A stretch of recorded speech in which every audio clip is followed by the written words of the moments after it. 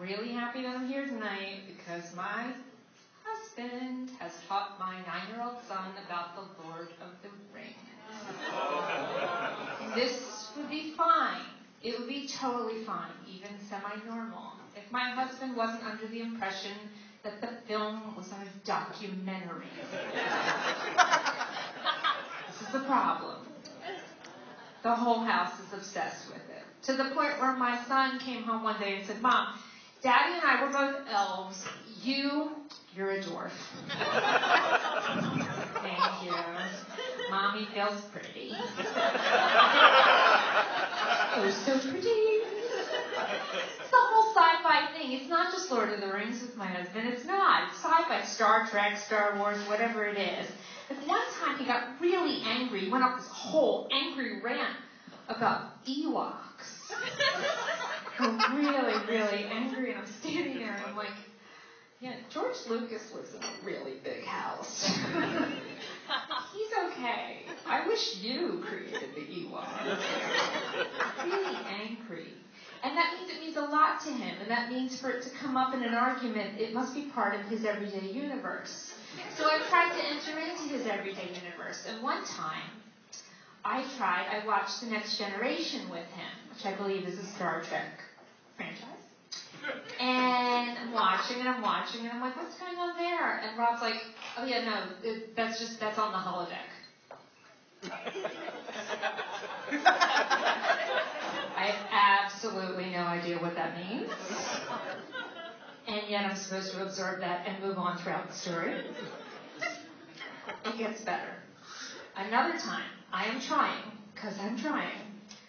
to watch Lord of the Rings with him. And I said something about Gandalf. And he said, no.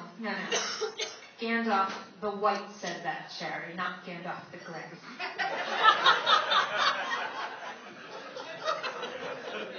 Again.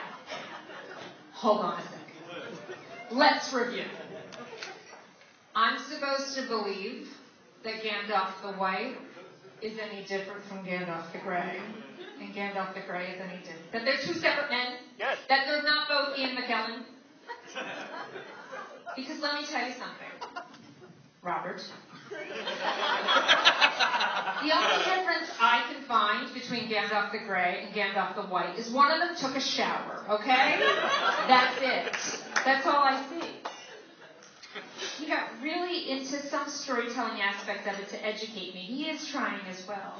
And he was listing off the names of the dwarves in The Hobbit. And he's listing them off as if I know who they are, and he actually messes up. And he's like, oh, wait a minute, I messed up. And he starts all over again.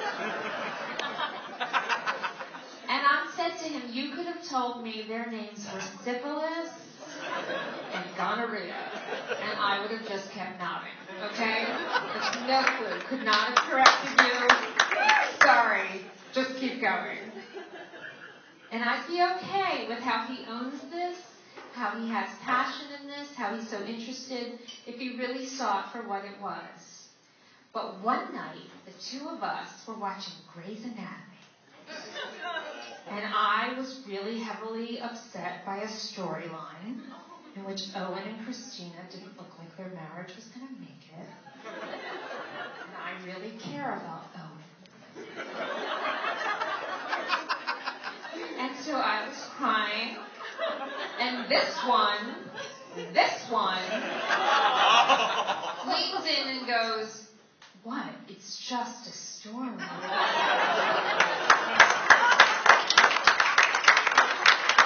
At this point, I just yell out, you speak Klingon! And the irony now is that I am in the house the most excited for The Hobbit to come out in December because I love me some Martin Freeman, and frankly, he can give me syphilis and gonorrhea anytime.